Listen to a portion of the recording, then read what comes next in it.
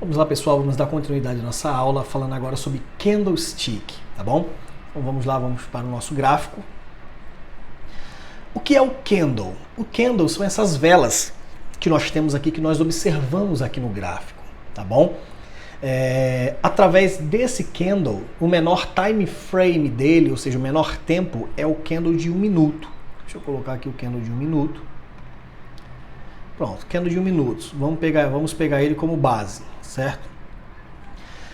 O que seria o candle? O que significa eu estar olhando para essa tela cheia de gráficos? A princípio, quem vê isso daqui nas fotos que eu posto no Instagram ou qualquer outro lugar, só, poxa, é um monte de gráfico, um monte de negócio, eu não sei o que você está olhando, como é que você está olhando, mas isso aqui pra gente diz muita coisa.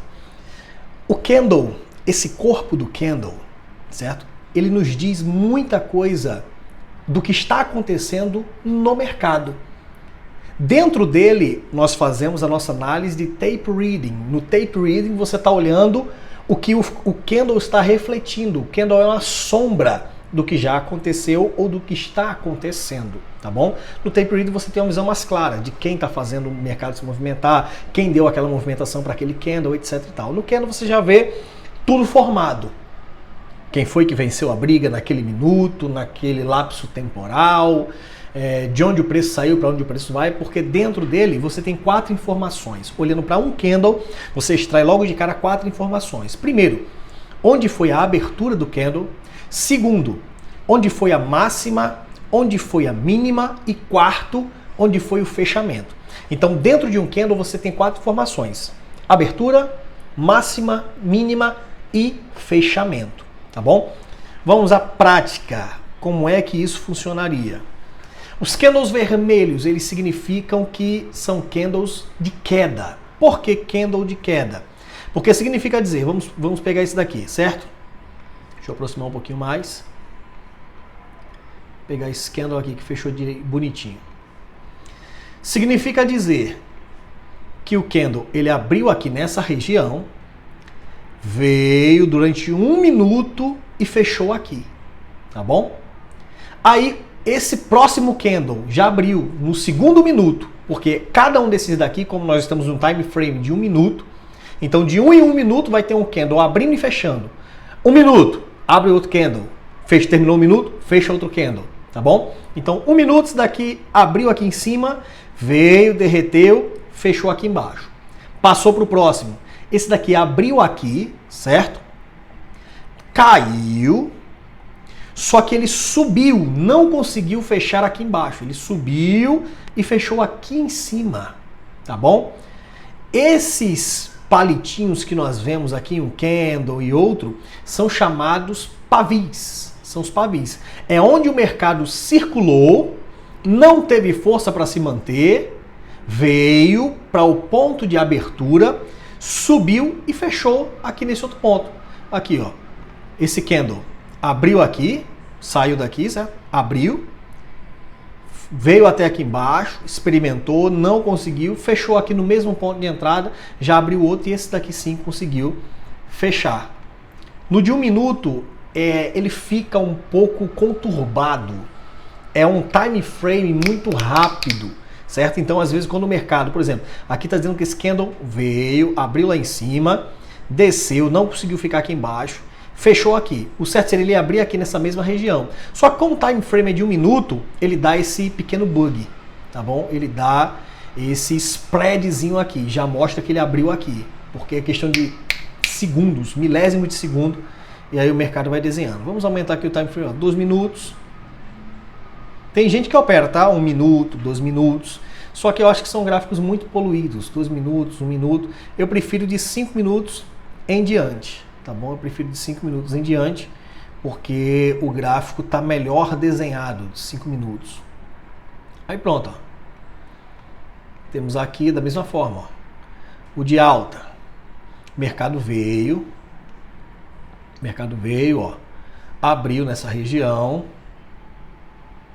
Subiu, não conseguiu se manter em cima, desceu, a gente não sabe a ordem, se ele primeiro subiu, depois desceu, só sabe que ele transitou nessas duas regiões, nesses dois extremos, certo? Só que ele não conseguiu ficar nem nesse extremo, nem nesse outro extremo. Aí o que acontece?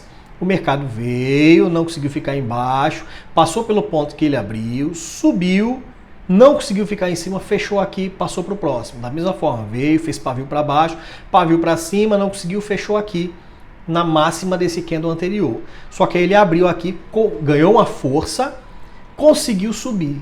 Subiu, ficou, daqui a pouco ele veio, abriu novamente e assim foi até ele reverter a sua tendência, micro tendenciazinha que ele deu aqui. O dólar, nesse ponto, ele andou quantos pontos?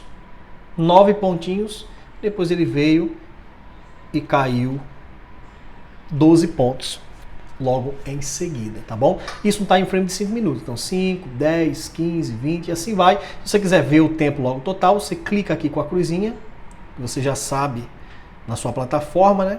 E você vê, ó, quanto tempo e quantos pontos demoraram para que o mercado viesse transitar, circular até aquele ponto. Então, candlestick, ele é quem nos faz basear onde está o preço no mercado. Você pode ver isso daí também pelo Superdom.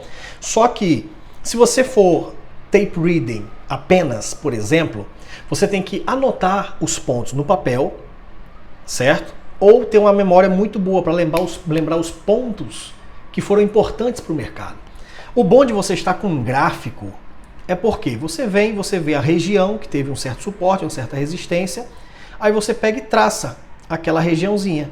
Você já sabe que essa região foi a região de muita briga, ó, muito pavio, o mercado tentou subir, jogou para baixo, tentou subir, jogou para baixo, tentou subir, jogou para baixo, tentou, conseguiu. Quando ele conseguiu, de repente veio aí, desabou todo.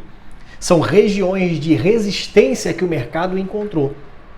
Talvez olhando apenas para o tape read, olhando para o book de ofertas, olhando para o Superdom, você não consiga lembrar que aquela região foi uma região muito brigada. Aí você vem para o gráfico, ou seja, para a memória do mercado, e você lembra, poxa, eu lembrei que nesse ponto realmente teve uma briga muito forte, eu observando no tape reading. E aí você fica olhando o tape reading, foi para aquela região novamente. Começou a entrar briga, e você, poxa, o mercado está respeitando. Aqui temos uma resistência. Eu posso, de repente, pensar em fazer uma venda se começar a entrar um grande player, um big player, com muito lote agredindo aqui. E aí você vai aliando uma coisa e outra, olhando os candlesticks, a análise técnica, a análise gráfica e o tape reading também, tá bom? Então, não tem muita coisa a se falar acerca das velas, dos candles, certo?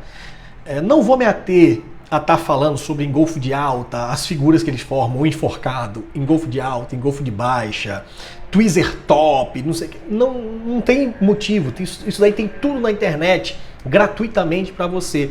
Se você quer conhecer alguns padrões que o candle faz e tal, só que assim, é uma coisa que não é tão usada, porque normalmente dá muito errado.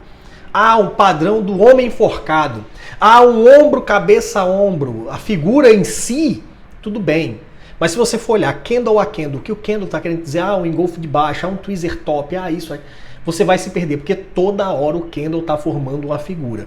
É melhor você esperar lá para as aulas, quando nós formos dar as estratégias. Por quê? Nas estratégias nós vamos mostrar alguns padrões que o mercado desenha através dos candles. Aí sim, você não vai estar olhando apenas a folha, apenas um candle. Você vai estar olhando um conjunto de candles e que figura demonstrativa ele está fazendo para que a nossa probabilidade de acertar, de nossa decisão ser assertiva no mercado, venha a ser bem mais alta do que olhando apenas um candle, uma figurinha que ele está formando, tá bom? Então nós vamos olhar a floresta e não apenas a pequena folha. É por isso que eu não vou me ater a te ensinar que figura é essa que esse candle em particular formou, se é um doji, se é isso, se é aquilo. Não, isso daí tudo você tem na internet, você pesquisa na internet, você consegue gratuitamente. Eu vou me ater aqui ao que funciona, porque tudo isso a gente aprendeu, tudo isso a gente estudou e a grande maioria a gente não usa. A gente só usa aquilo que funciona, aquilo que os grandes players utilizam no seu dia a dia, aquilo que os grandes professores de mercado nessa área específica, eles utilizam no dia a dia deles, tá bom? Então a gente vai ater-se apenas ao que funciona no mercado, para que você não venha ter tanta informação e ver que a maioria você não vai precisar usar. Só vamos dar aqui o que você vai poder usar, o que você vai poder distribuir nas suas telas, porque tudo aqui que eu vou falar, que eu vou dizer que se aplica, é porque eu tenho nas minhas telas aqui atrás, tá bom? Então vamos à próxima aula e espero que você faça bom proveito desses conceitos.